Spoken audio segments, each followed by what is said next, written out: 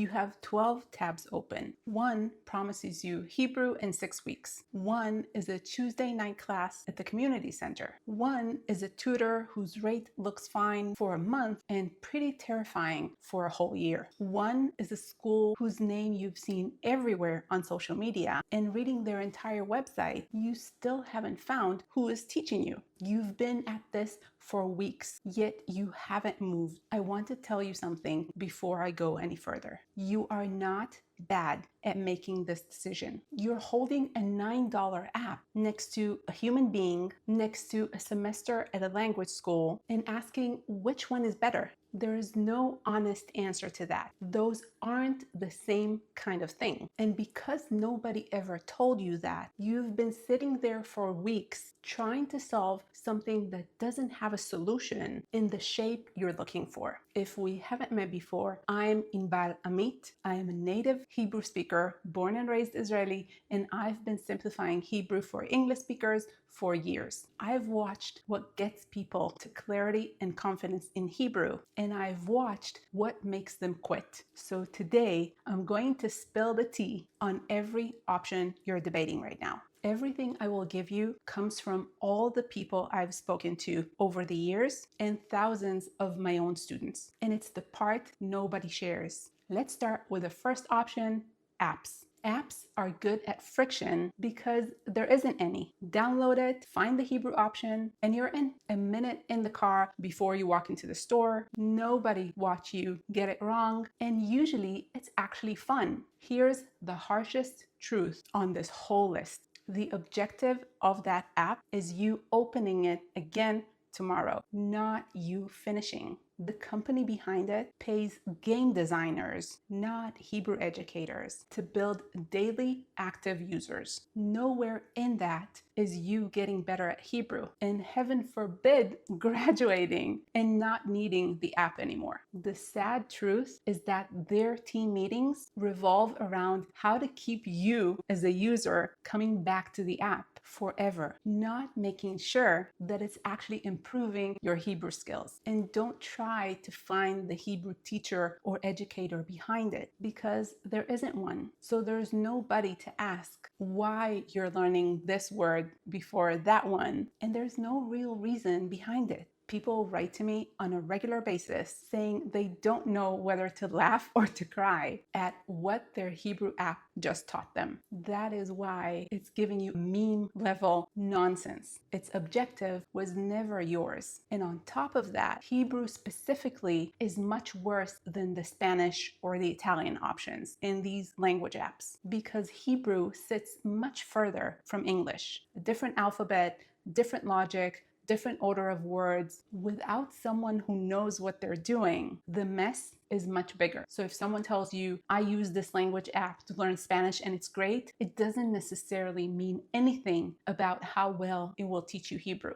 You can be 600 days into a streak and still not say more than 2 or 3 sentences. And even if you did, you wouldn't know how to change them if you needed to. So use your Hebrew language app for what it's actually good for, instead of doom scrolling on your phone or playing another game that does nothing for you. Use it to get your feet wet with a word here, a word there. Just don't expect it to make you a Hebrew speaker. That was never what it was built for. Next is AI. AI is good at volume, unlimited practice at 6 in the morning or 12 at night. Infinitely patient and supportive, nobody sighing when you ask your 1 millionth question. But here, Hebrew is unique. If you wanted to learn English, I would be far more in favor of using AI. I use AI myself to make sure that my English is local, free of typos or grammar mistakes. Because no matter how good my English is,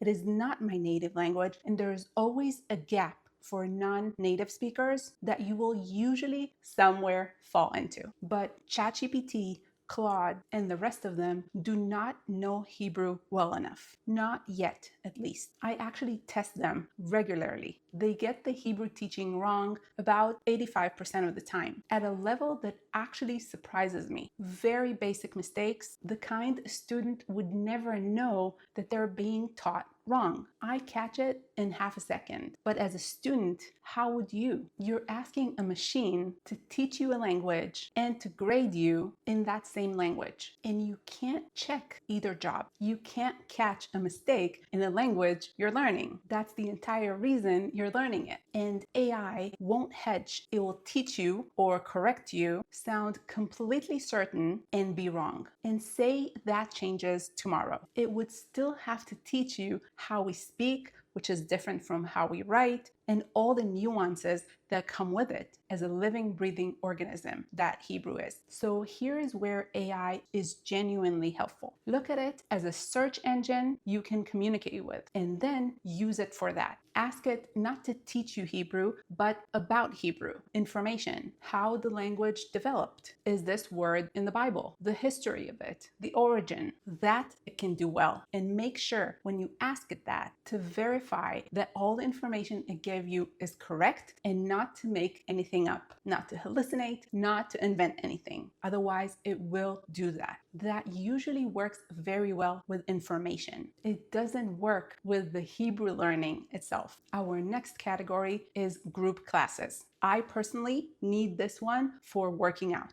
If I don't get to the class I paid for nothing. And having it on my calendar 3 times a week is the only reason I go. Working out at home never ever worked for me. If you're like me, that's real. A set time, other people in the room, and it pulls you back on weeks where motivation would not. Where group classes break when it comes to Hebrew is pace, efficiency, and anxiety. The group's pace is never your pace. What I hear most from people who quit group classes is that it was either too fast or too slow, and that a few people always take up more room than everyone else. On paper, you're all on the same level, so you'll learn from each other. In practice, that never works. What happens in reality is that you spend most of the hour waiting for your turn to speak, to ask, to do the learning you actually need. Too much of your time is wasted after you've already invested in getting there and working your schedule around theirs. And then there's the very common thing that never makes it into the brochure or the website: being put on the spot. People stop wanting to go to group classes when it comes to Hebrew because of that one moment when they will be asked to produce Hebrew out loud in front of everybody. Combine that with almost no time focused on you actually learning, asking, practicing in the first place, and that's what gets burned in. Not the Hebrew, the fear. So here's the fair version. If you want the company and the camaraderie, and you're fine fitting into someone else's schedule and pace, and being asked at any moment to answer a question or say something in Hebrew in front of the entire group, consider group classes. The real test then would be, is the method working for you? And is the teacher a good fit for you? Assuming that the teacher never changes. To answer both, all you need to do is check in with yourself regularly. Is my clarity and my confidence growing each week going to group classes? If the answer is yes on both, you may be exactly where you need to be. If not, you have your answer. Fourth option is private tutors. Tutors are good at attention. The hour is yours and the money helps because you're paying enough that you'd better show up and use it. You can ask anything. There is no audience beyond the tutor, and a real human being actually hears you. Where it breaks is that it's entirely down to that one person. Most tutors carry no built method. They teach because they know the language like you know English, improvising from whatever book happens to be on the table. And you won't know which one you got until you're 3, 4, 5, 6 months in, paid up and wondering, why are you not further along? Being a native speaker is a qualification. It isn't the qualification. I want to make that super clear because this is one of the most important things to remember. If they're not a born and raised native Hebrew speaker, that's a no right off the bat. Just like I would never teach English. But being a native speaker, born and raised, isn't enough. It's the first qualification. It isn't the whole thing. and the cost is a meter. The week you stop paying is the week you stop learning, and you keep nothing. So if you go this route, do the two things almost nobody does. Ask what method they use and why, not what book, what method and why that one for a Hebrew speaker. Then set milestones the way you would with any other project, so it doesn't turn into this endless blur. If they have a real system, they can tell you what you will be able to do by a certain point and roughly how many lessons it takes to get there. Write it down, agree on it with them, then compare it to what actually happens and run the same test. It is always the same test. Is your clarity and confidence growing each week you are showing up doing the work? And lastly, self-paced programs. This is my category, so you know exactly where I stand, and you should hold me to every word of what I'm about to say. Self-paced programs are good for real adult busy lives. Your speed, your schedule, your hour. Repeat anything 6 times with nobody waiting. You get to make any mistakes you like out loud in complete privacy, which matters most than people admit. 2 things break it: the teacher and the method. With no living person attached, it isn't a program, it's a library, a beautifully organized library that can't answer a single question you have. Nobody hears you, so you reinforce mistakes again and again. If no one is there to answer your questions, you will get stuck. And if no one is there to give you feedback on your Hebrew, you will reinforce your misunderstandings and your mistakes. So teacher is 1, method is 2. Is it built for the English-speaking brain? Is it built to get you buying more and more programs and courses, or to get you the most progress the fastest? Is there a point you cross where you can say, I can do this in Hebrew now? If you can't answer these questions before you pay, you're buying a stack of recorded lessons in a nice order without knowing their quality or being able to measure your progress. Now look back at all 5 and notice what they share. With almost everyone, you can hand over your money without ever finding out who is teaching you or why they teach the way they do. And that matters more than the price, because the real cost was never the number on that page. It is a year spent on something that was never built to get you where you wanted to go. And it's the confidence you lose in that year, because when it doesn't work, you don't blame the method, the program, or the teacher. You blame yourself. It is reassurance that you're too old, not good enough at languages, that Hebrew is just too much for you, but you're not, and it isn't. So pick whatever fits your real life in the long term, because Hebrew is a long game. Then run the following 5 against it, against every tab you have open. 1, can you name the teacher before you pay? If you can't find a human being behind it, you already have your answer. If you can, is it someone you trust? Is it someone you like? Is it someone you want to hear their voice and see their face in the near future? Your teacher holds most of it. 2, ask what method they use and why it works for English speakers specifically. You are transitioning from English to Hebrew and will always think in English, just like I always think in Hebrew. If the answer is about how beautiful or how ancient Hebrew is, that's not a method.